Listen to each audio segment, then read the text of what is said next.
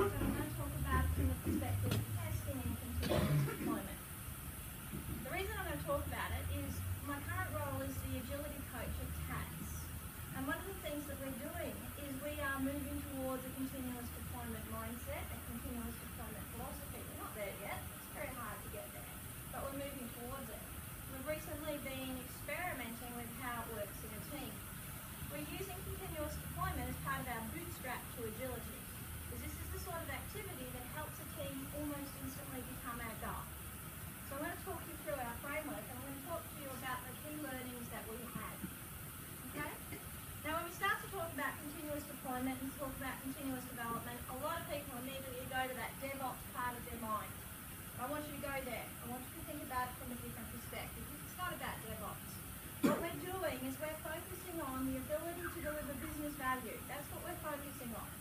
So when we consider what that actually means, we really need to understand how are we going to understand what business value is, and how can we build ourselves the ability. Is there a bird here somewhere?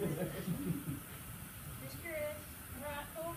How do we develop the means to be able to assess business value? And then how do we get that business value into production in a safe, timely, and sustainable way?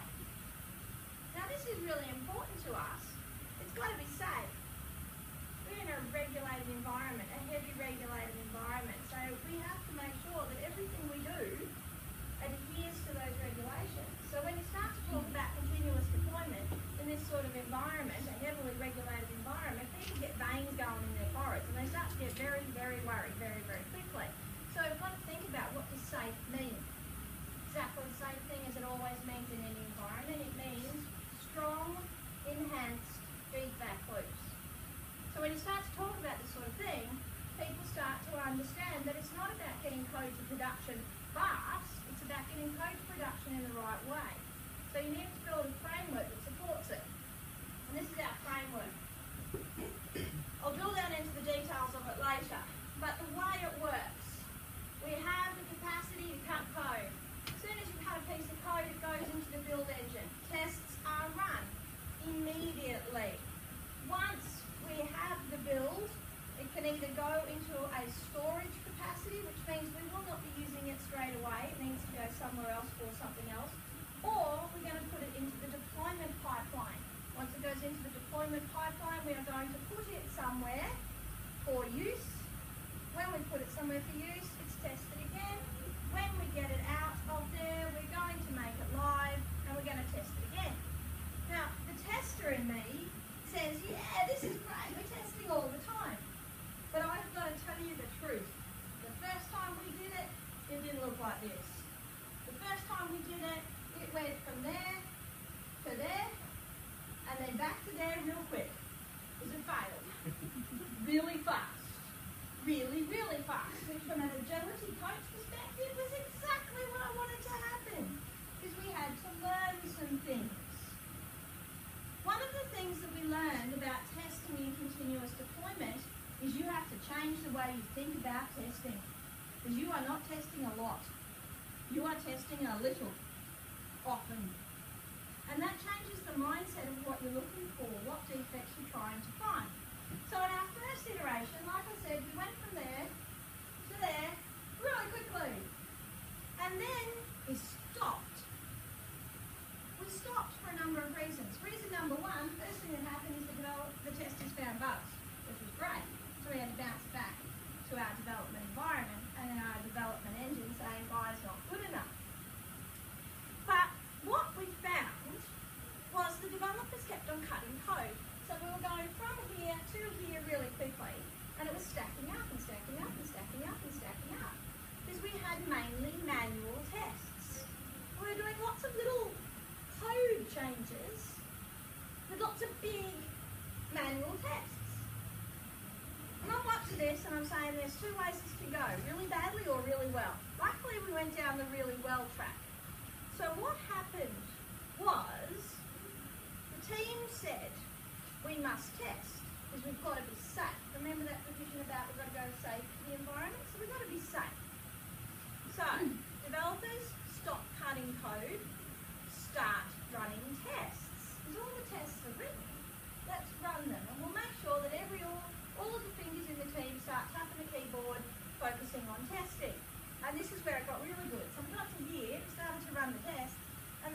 would have said things like, this is really horrible, I don't like doing this is no fun.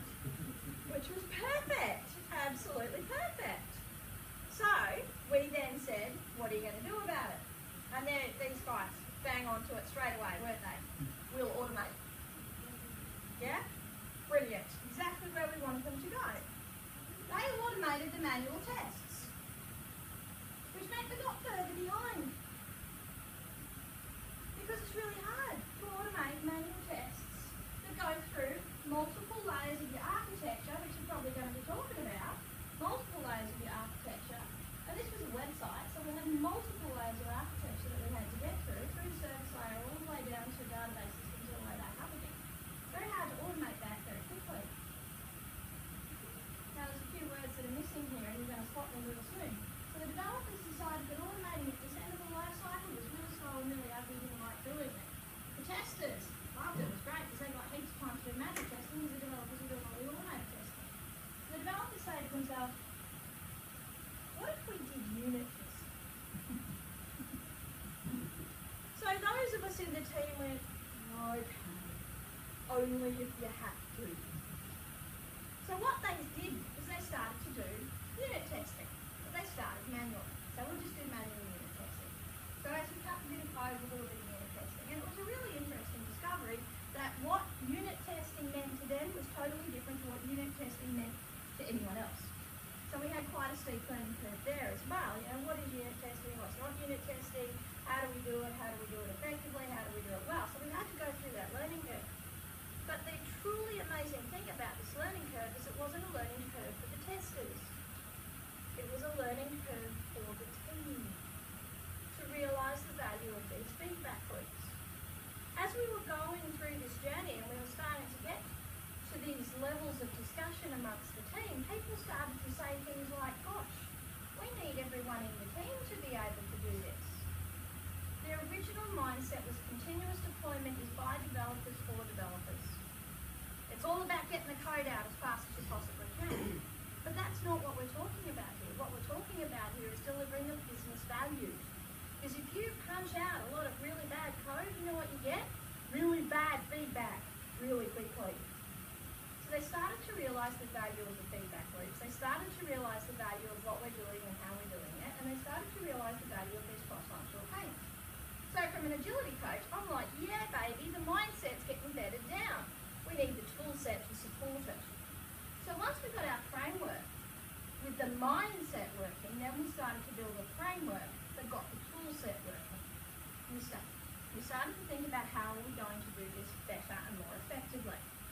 So the move to test close to the code, as close to the code as we possibly can, was a huge step, major step, hugely in the right direction. And it was one of the things that actually changed the entire dynamic of the conversations the teams are having. I was working very hard with people to help them understand what you need to discuss at the beginning of an iteration. How do you actually elaborate a story well? Once you start to think about the fact that not only do we have to do manual testing, but we do have to do automated testing, then we also have to make sure that we're doing unit testing, but we want to make sure that we're doing unit testing for good instead of evil, which means we have to do good unit testing. The conversations at the beginning of each iteration changed dimension.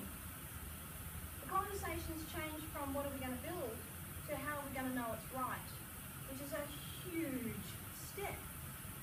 But even better, then the team started to talk about how will we know it's right sooner. So, the focus changed. When you first start in continuous deployment, the object of the exercise, like a game of snakes and ladders, when you first start there, is to get from there to there as fast as you possibly can without going down any of the ladders. What we found very, very quickly, the object of the exercise is not to get from there to there as fast as you can.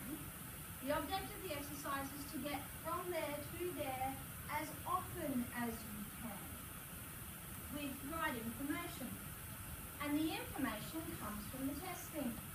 So the testing was no longer seen as something that is a roadblock or a stumbling block. The testing comes as a feedback loop, something that provides us with knowledge and information and even better, shared understanding of how we're going. We even have business people running these tests. We have the ability to share these tests with different parts of the organisation. So the level of maturity that we have experienced by adopting this framework is just incredible. How long do you think it took? You guys can't answer. We'll say it from there. 2 sprints. 2 sprints? No. Months? How long? Year? Yeah? Yep. 6 months? 2 sprints? Year? I'd say 2. 2 years? All All of those answers. Well, you're actually right, because it's still going. Well done, that man. No, seriously? 2 months.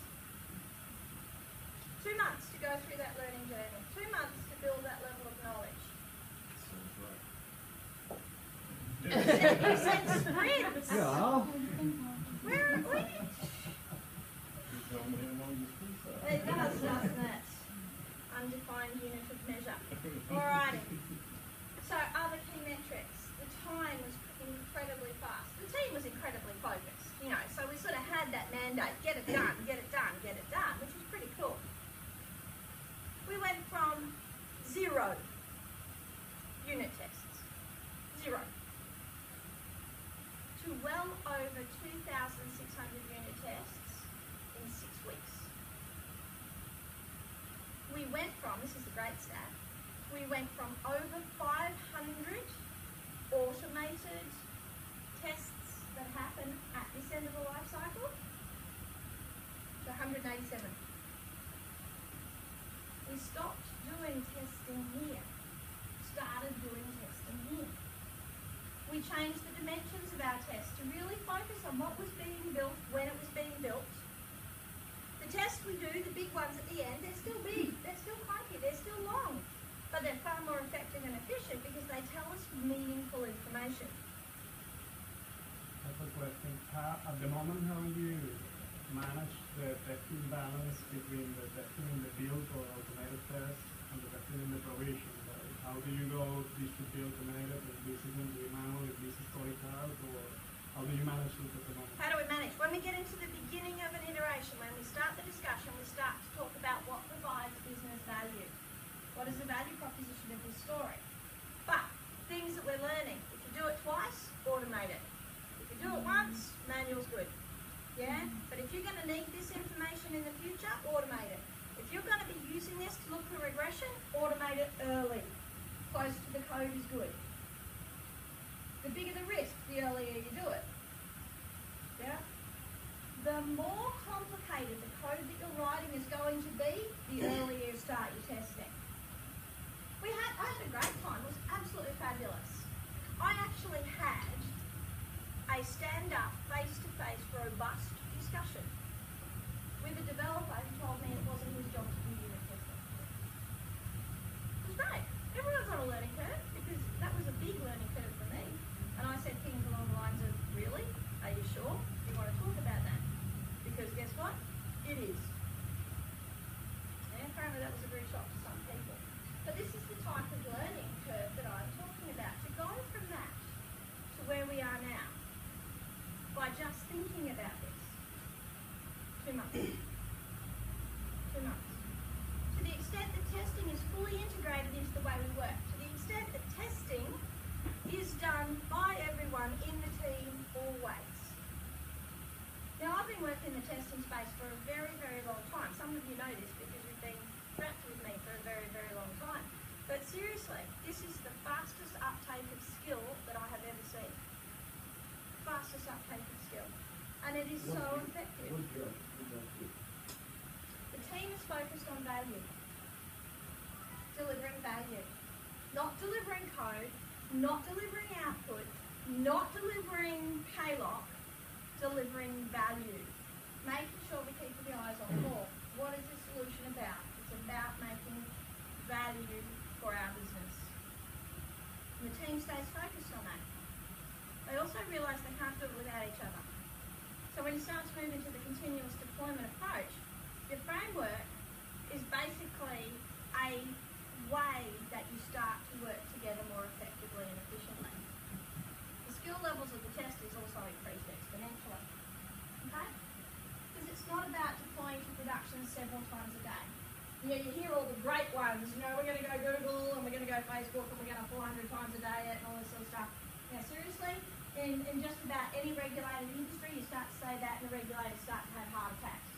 Right? They do not like that concept. They love the idea of this though, because they're getting feedback loops. They're getting powerful information very, very swiftly, which is exactly what we want to do. What we want to do is make it safe and economical to work in small batches. Do something, get it done right, do the next thing. By working this framework, we eliminate lag time. So you're not waiting for feedback. Your feedback is almost instant. Make a change to a piece of code. It goes to build, it gets tested automatically. Tested automatically. Instant feedback. We have screens, absolutely brilliant. We've got these screens on the wall and they're very subtle. You break the build, it's red. Don't break the build, it's green. And it's huge. And the CEO wanders through every now and then and says, what's that? Why is that red? And everyone says, oh, we're going to build. You know how long it takes to fix the build? 14 seconds. So your turnaround time is so fast. Your feedback loops are so fast. It's public, which means you have ownership. It's out there, so you've got responsibility. But the responsibility is shared by the team. Because as the team defined this work, they define how and when the work is going to be done. Yeah? Super powerful stuff. Very simple concept. Very simple concept. Super powerful stuff. Working in small batches was the impetus. That's where we started. Let's get something done. Let's get it from beginning to end. Let's get it from beginning to end faster. Let's get it from beginning to end more effectively. Let's get it from beginning to end efficiently. And we focused on that. And we enhanced our skills as we went. Now, it took 2 months. We iterated through this a minimum of 30 times. We do a bit, fail spectacularly, then learn from it. Do a bit more, fail a bit more, then learn from it. Do a bit more, fail a bit more, and then learn from it. We had a lot of technical issues. Because not only were we implementing continuous deployment as a way of working, we were implementing entirely new tool sets and an environment that had never seen these tool sets. So from a mechanical perspective, the learning curve was vertical for a lot of these team members. And then what we were looking at is how do we integrate these tool sets into the rest of our life cycle management set. So we're using communication tools, we're using Rally. What we've done is not only are we giving feedback to the development team via the big screens on the wall, where we have the focus, you break the build, your name's up there. This code was submitted by John Smith, and it's red. He broke it. Yeah? Not only do you have that in public, but what we've done is we've actually got our development pipeline built into our workflow management engine. Integration layers. So any time, any business rep can go and look into that workflow management tool and see the status of their story, to see the status of their build and the status of their iteration. Full transparency. Super powerful stuff. Alright, any questions? Yep. Do you have any screenshots of your routing issues? No. Can't do that, sorry. Commercial incompetence. I can't tell you what we're building. I mean, Oh, Rally? obviously I don't want to see what you do at least. No, but yeah, Rally has lots of stuff. On the slide you had 3 test blocks. Yep. So are they same tests or No. different tests? These ones? So these 3. Unit? Yeah? Automated, but at the more sophisticated end, so these are system and integration tests. These are manual. These are right at the end of the life cycle. This is after we've deployed. Okay? Some of these are, most of these are, well, all of these are automated. More than 80% of these are automated. Some are manual, and they're mainly manual. What's the time frame like? Like, when you say the package is stored and then it goes to provision, will it happen continuously or? Yep, well, okay, so Yeah. from here to here's a couple of seconds. These tests run in about 7 minutes, right? For the thousands that we run, but actually very long. We're not happy with that, so we're looking at, we want to get it down to 3. These tests take about 17 minutes to run. Before we started this, they used to take about 17 hours. Now they're down to 17 minutes, and these tests depend on what we're testing, because it's risk-based testing. So do you, sorry, what do you do to reduce the time? Just reduce the number of tests? So, right, better tests. We tune the tests. We try and make sure that our tests are single tests. They prove one thing. Prove it, get it done. Prove it, get it done. What we found is when we write poorly structured tests, big long chains of events, they take a long time to run. They're very fragile. All of the things that go with automated tests that are done poorly. This test proves this thing. This test proves this thing. This test proves this thing. Lots of little tests run frequently. The guys have also started experimenting with multi-threading. They've also started experimenting with virtual machines where we can start to have multiple instances of things. How large is the team and what is the largest challenge you have getting them to meet your next part? Getting them started. The team are 25 broken into 3 distinct groups, and it was just a matter of changing their mindset. We had this big problem right to start with. The usual problem. We had a developer, lovely guy, really nice guy, kept all his code on his machine until Friday afternoon. And then submitted it. And it was really cool because it broke the build. And then he couldn't go home until he fixed the build. I'm not a nice coach. I'm a mean coach. No, but it was really, really obvious. But after a while, once they got into the mindset of what this is actually about, they were all over it because they are actually getting feedback really, really quickly. Really quickly. And the challenge I thought we were going to have of getting developers and testers to talk to each other and really understand each other evaporated. And this is why I'm telling you about this, because they actually got to talk very, very quickly because they were speaking the same language. These automated tests, when we realised that we were getting stuck because these were taking a long time to run, and we said to the developers, stop cutting code, come and help us write more of these, and they realised that testing here, way too late, way too hard. So when they started to test here and test well here, totally changed the dimension of the work, totally changed the speed, and totally changed the mindset, because then they understood what they were trying to prove and how you can prove some stuff here and some stuff there. You just got to know what you're looking for.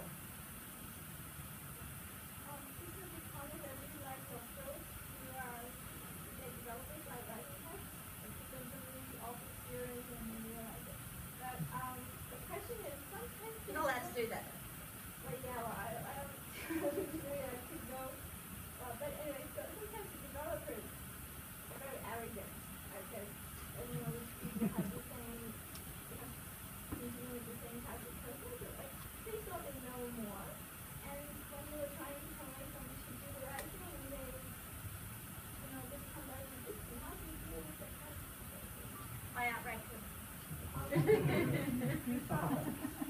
I outrank them. So basically a full rank. So I don't care who you are, your job is to deliver value, and it's not going any further until the testing is finished. Yeah. What if they are, I don't like to do that, and going to find another job. We really focused on value. It's not about the number of lines of code, it's about the value that you're delivering. And if those lines of code don't pass tests, they're not valuable, they're a waste of time. And they're costing time and costing money. You know, we basically didn't have to go down this path because all of the guys in the team, once they realised that they were setting themselves up for failure here, they're professionals, they have pride in their work. They didn't want to do that. And when they realised that they were actually causing problems here, I mean, developers are